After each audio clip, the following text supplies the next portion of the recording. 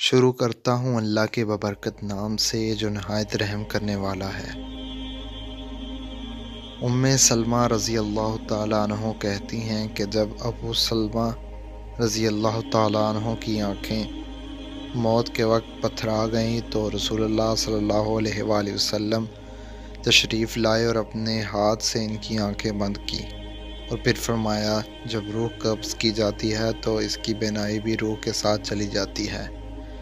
ابو سلمہ رضی اللہ تعالیٰ عنہ کے گھر والے یہ سن کر سمجھ گئے کہ ابو سلمہ رضی اللہ تعالیٰ عنہ کا انتقال ہو گیا ہے اور وہ رونے لگے۔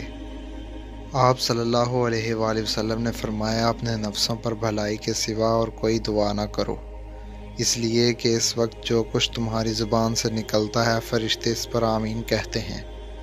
اس کے بعد آپ صلی اللہ علیہ وسلم نے فرمایا، اے اللہ، ابو سلمہ رضی اللہ تعالیٰ عنہ کو بخش دے اور ان کو مرتبہ بلند فرما کر ان لوگوں میں ان کو شامل فرما جن کو راہ مستقیم دکھائی گئی ہے، اور ان کی پسماندگان کی کار سازی فرما، اور اے تمام جہانوں کے پروردگار، ہم کو اور ان کو بخشش دے، ان کے قبر سے کشادگی فرما اور ان کے منور کر دے۔ اس حدیث میں نبی کریم صلی اللہ علیہ وآلہ وسلم نے ابو سلمہ رضی اللہ تعالیٰ عنہ کے لیے قبر کو کشادہ کرنے اور قبر کو نور سے منور کر دینے کی دعا فرمائی۔ ثابت ہوا کہ مومن کی قبر کو اللہ تعالیٰ نور سے منور فرما دیتا ہے، اور کافر یا منافق کی قبر ظلمت سے بھر دی جاتی ہے اور اسے تنگ کر دیا جاتا ہے۔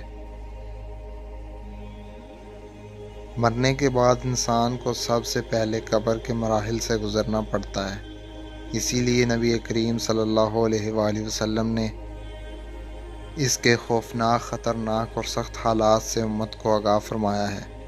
اسی لیے تو آپ صلی اللہ علیہ وآلہ وسلم نے فرمایا کہ اگر مجھے اس بات کا ڈر نہ ہوتا کہ تم مردے ہی دفن کرنا چھوڑ دو گے تو میں اللہ تعالیٰ سے دعا کرتا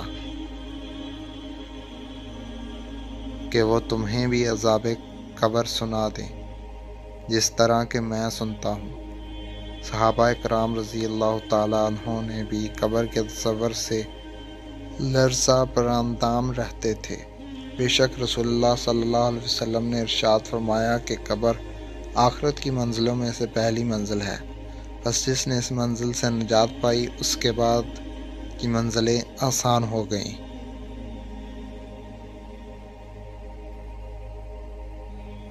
اور جس نے اس منزل سے نجات حاصل نہ کی اس کے بعد کی منزلیں سخت اور دشوار ہوں گی۔ رسول اللہ صلی اللہ علیہ وآلہ وسلم نے ارشاد فرمایا کہ میں نے کبھی کوئی منظر قبر سے زیادہ سخت نہیں دیکھا۔ حضرت ابو ہریرہ رضی اللہ تعالیٰ عنہ فرماتے ہیں کہ رسول اللہ صلی اللہ علیہ وسلم نے فرمایا کہ مردے کو جب قبرستان میں ڈال کر لوگ واپس جاتے ہیں تو وہ ان کے جوتوں کی آواز سنتا ہے۔ اگر وہ مردہ مومن ہوتا ہے تو نماز اس کے سر کے پاس، روزہ اس کے دائیں جانب، زکوٰۃ اس کی بائیں جانب، اور دوسرے نیک اعمال، صدقہ، خیرات، صلہ رحمی اور لوگوں سے اچھا سلوک وغیرہ اس کے پاؤں کے پاس آ جاتے ہیں۔ جب اس کے سر کی طرف سے کوئی آتا ہے تو نماز اس کے قریب آنے سے روکتی ہے، اس کے دائیں جانب سے کوئی آتا ہے تو روزہ اس کو اپنے قریب آنے سے روکتا ہے اور آڑ بن جاتا ہے، اور جب بائیں جانب سے کوئی آتا ہے تو زکوٰۃ راستہ روک لیتی ہے اور اس کے قریب آنے سے روکتی ہے، اور جب اس مردے کے پاؤں کی طرف کوئی آتا ہے تو اس کے نیک اعمال یعنی صدقہ،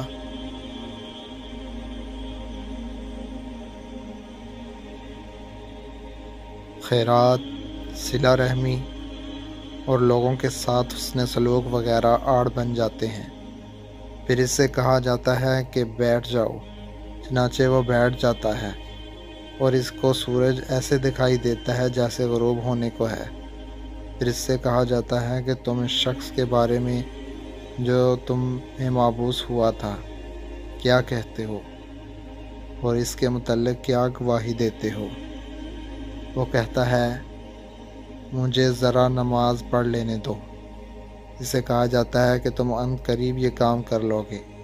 پہلے اس سوال کا جواب دو کہ تم اس شخص کے بارے میں جو تمہیں مبعوث ہوا تھا کیا کہتے ہو اور کیا گواہی دیتے ہو؟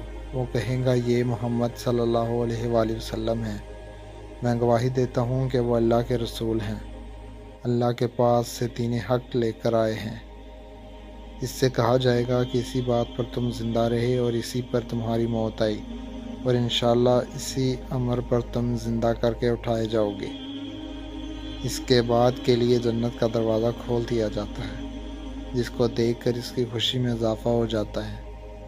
پھر اس کے سامنے دوزخ کا دروازہ کھولا جاتا ہے اور اس کو کہا جاتا ہے کہ اگر تم نافرمانی کرتا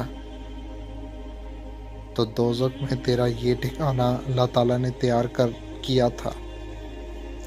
اس کو دیکھ کر اس کی خوشی اور شک میں اضافہ ہو جاتا ہے اور اس کے لیے قبر 70 ہاتھ کشادہ کر دی جاتی ہے اور منور کر دی جاتی ہے، اور دوبارہ اس کا جسم پہلی حالت میں لوٹا دیا جاتا ہے اور اس کی روح کو عمدہ اور پاکیزہ خوشبو میں رکھ دیا جاتا ہے، یعنی ان پرندوں کے پیٹ میں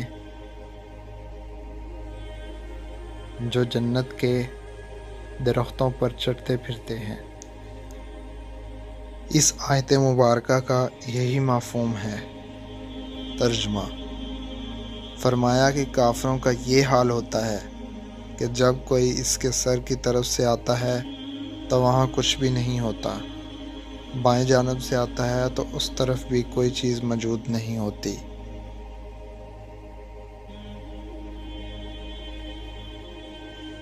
اس کے پاؤں کی طرف سے آتا ہے تو اس جانب بھی کچھ نہیں ہوتا۔ اس کو کہا جاتا ہے کہ بیٹھ جاؤ، پس وہ خوف زدہ اور سہمے ہوئے بیٹھتا ہے۔ اس سے کہا جاتا ہے کہ یہ شخص کون ہے جو تم میں بھیجا گئے تھے؟ اسے ان کا نام نہیں سوجے گا، یہاں تک کہ اس کو بتایا جائے گا کہ وہ محمد صلی اللہ علیہ وآلہ وسلم ہے، تو وہ کہے گا کہ مجھے نہیں معلوم، لوگوں کو کچھ کہتے ہوئے میں نے سنا تھا، چنانچہ میں نے بھی ان کی طرح کہہ دیا تھا۔ اسے کہا جائے گا کہ تو اسی بات پر زندہ رہا اور اسی بات پر تجھے موت آئی، اور انشاءاللہ اسی حالت میں دوبارہ زندہ ہوگا۔ پھر اس کے لیے دوزخ کا دروازہ کھولا جاتا ہے اور اس سے کہا جاتا ہے کہ دوزخ میں یہ تیرا ٹھکانہ ہے۔ اس کو دیکھ کر اس کی حسرت اور ہلاکت میں اضافہ ہو جاتا ہے۔ پھر جنت کا دروازہ کھولا جاتا ہے اور اس سے کہا جاتا ہے کہ اگر تم فرما برداری کرتا تو جنت ٹھکانہ اللہ تعالیٰ نے تیرے لیے تیار کیا تھا۔ اس کو دیکھ کر اس کی حسرت اور ہلاکت اور بھی بڑھ جاتی ہے۔ پھر اس کی قبر اس قدر تنگ کر دی جاتی ہے کہ ادھر کی پسلیاں ادھر نکل جاتی ہیں۔ اللہ فرماتا ہے کہ جو شخص میری اس نصیحت سے اعراض کرے گا تو اس کے لیے تنگی کا جینا ہوگا۔